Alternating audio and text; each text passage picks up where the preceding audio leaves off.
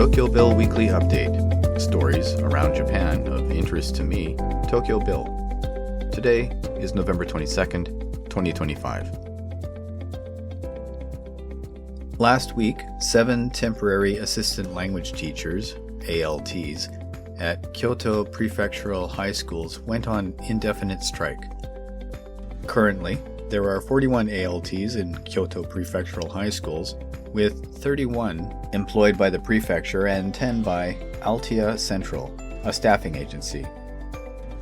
The striking ALTs, members of the Osaka City General Union, moved to strike following salary and bonus reductions that make their living standards untenable.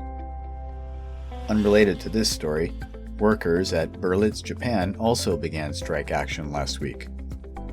Amongst their grievances, sick day allowances for teachers, which are only half that of head office managers, viewed as a double standard. Also, following several years without pay raises, they seek a modest raise to compensate for recent inflation. Many companies in Japan have made pledges this year to improve employee wages. Apparently, Berlitz is not one of them. 20 years ago, Japan's strict dress codes meant flashy nails or dyed hair would not be acceptable fashion expressions in the workplace. But the new generation of workers will be happy to know they have more power of employment choice. In response to Japan's tight labor market, companies are relaxing dress codes, particularly regarding hair color and personal appearance. Over the past 2 decades, initiatives like the Cool Biz campaign have prompted a shift towards more casual attire in workplaces, with smaller companies leading the way due to acute labor shortages. Surveys show that recent changes allow vibrant hair colors, nail art, and piercings, especially in the retail sector, though more conservative service sectors prefer their employees be more low-key in their expression. A mini-stop franchise owner has expressed his regret at taking over troubled stores recently implicated in falsifying expiration dates on products. Taruhito Nakamura now faces demands to pay over 20 million yen, approximately $130,000, for misconduct at his 6 Osaka stores. The misconduct, involving double labeling expiration dates, reportedly began about 2.5 years ago, driven by employees aiming to minimize waste during periods of low sales. Unaware of the practice, Nakamura rejects being treated equally to those who acted with malice and refuses to sign consent to terminate his contracts, describing the contracts as slave contracts. With weak oversight by mini-stop management made clear, the company announced plans for operational efficiency improvements through enhanced monitoring and a reduction in product offerings. Illegal gambling amongst teenagers is a growing problem in South Korea and Japan. Last year, a South Korean crackdown led to 10,000 people being charged, including online casino operators and over 4,700 youths. Police in Japan report nearly 180,000 Japanese teens have used online casinos, with many young gamblers losing large amounts of money and struggling with addiction, neglecting work and school. Young gamblers apparently seek easy wins in societies demanding hours of intense study. Noriko Tanaka, a worker at a teen gambler support agency, is concerned about the access to online casinos, noting that debts from these sites exceed those from legal gambling like horse racing. She suggests introducing online filters to limit access to illegal sites and stresses the importance of seeking proper support for addicted teens rather than handling it within families.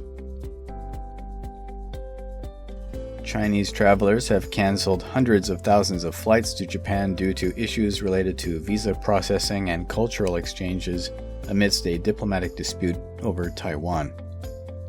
Japan's Prime Minister, Sanae Takaichi, made comments about potential military involvement if China invades Taiwan, sparking anger in China, which has discouraged travel to Japan. 7 Chinese airlines announced free cancellations for flights to Japan, with an estimate of 500,000 tickets canceled between November 15th and 17th.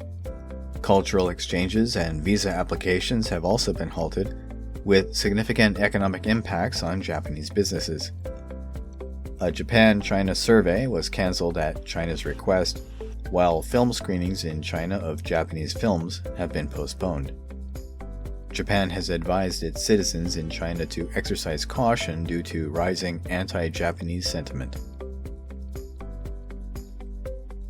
Demon Slayer: Kimetsu no Yaiba Infinity Castle has become the first Japanese film to exceed 100 billion yen in global revenue, as announced by distributor Aniplex on Monday. The story, originally a manga by Gotoge Koyuharu, focuses on Kamado Tanjiro, who fights demons to save his sister. The anime adaptation started in April 2019, and the first film, Mugen Train, remains Japan's highest-grossing film at 41 billion yen.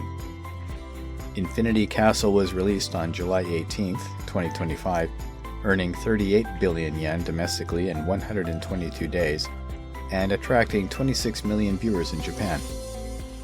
Since August, the film has been rolled out worldwide, reaching attendance of 89 million and takings of 106 billion yen by November 16th. Its release in China on November 14th has started off strong, but we'll have to see whether this continues following recent China-Japan tensions. Pokemon will soon have a dedicated area in Yomiuri Land Amusement Park in Tokyo, marking its first theme park experience. Yomiuri Land, the largest amusement park in Tokyo, is open year-round and features various seasonal attractions. The new Poke Park Kanto installation is set to open on February 5th, 2026, and will recreate game experiences with 2 main sections, Sedgetown and Pokemon Forest. Sedgetown will include shops, stage shows, and rides, similar to towns in the Pokemon games. The Pokemon Forest offers a nature trail where attendees must walk a 1,000-meter path with various terrains. To enter the Pokemon Forest, visitors must be able to climb 110 steps unassisted, and children under 5 cannot access this area. Tickets will be available through lottery soon. Canadian Navy ship HMCS Max Bernays visited Yokosuka Naval Base this week as part of efforts to monitor and prevent ship-to-ship transfers involving North Korean ships. Commander Nadia Shields remarked on the importance of a strong Indo-Pacific for both Japan and Canada, and highlighted the benefits of recent joint exercises. The patrol ship conducted surveillance activities in September and participated in drills with Japan, Australia, and New Zealand. The Max Bernays is capable of operating in the Arctic, and Shields noted that Canada can learn from Japan's experience with navigating both friendly and hostile nations. Canada is looking to strengthen cooperation with Japan and enhance its presence in the Arctic amidst growing activities from Russia and China. The Tokyo District Court has ordered IT services firm Cloudflare to pay 500 million yen, $3.2 million, to major Japanese publishers for hosting servers used by manga piracy sites. The publishers, Kodansha, Shueisha, Shogakukan, and Kadokawa, claimed they lost millions due to piracy and filed a lawsuit in 2022 seeking 560 million yen in damages. Although the court found Cloudflare was not the main entity responsible for distributing pirated content, it acknowledged that the company's services facilitated the efficient distribution of this content. The publishers noted that these piracy sites, which serve free copies of popular manga like One Piece and Attack on Titan, pose significant financial risks to the industry. The publishers had previously asked Cloudflare to desist from providing access to piracy websites, coming to a settlement in 2019. The Tokyo High Court awarded 39 million yen, $247,000, to the family of a Nepalese man who died while in police custody. This amount is a significant increase from the lower court's award of 1 million yen. The High Court stated the new figure better aligns with Japanese compensation law.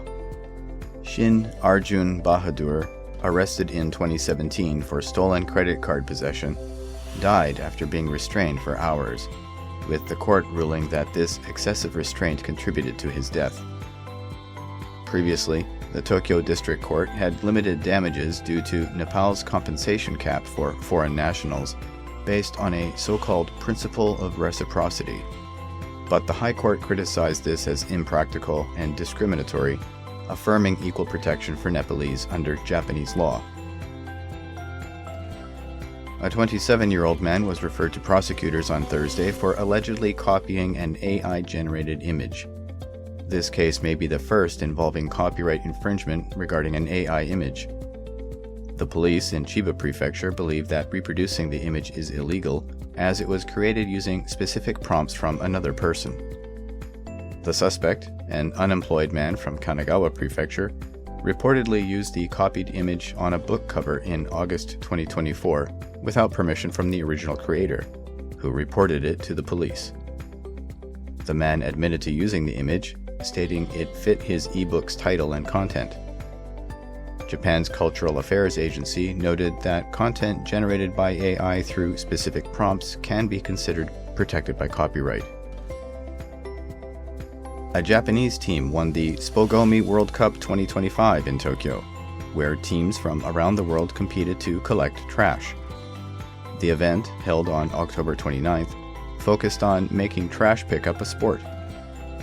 This year's tournament had teams from 33 countries, with 99 contestants racing to gather litter in famous locations. The Japanese team, Smile Story, became champions after previously finishing second. They wish to emphasize teamwork and the importance of cleaning up the planet. The event promotes an eco-friendly sport accessible to everyone. All in all, they collected 22.5 tons of garbage. The organizers hope to inspire global cleanup efforts and plan to get more teams involved for the next tournament. That brings us to the end of news items for the week ending November 22nd. These and other stories, and any local craft beer events going on around the Tokyo area, you can read at theTokyoBill.com, along with links to the original stories and my merch store. I've been, and remain, Tokyo Bill. Thank you for listening, and take care.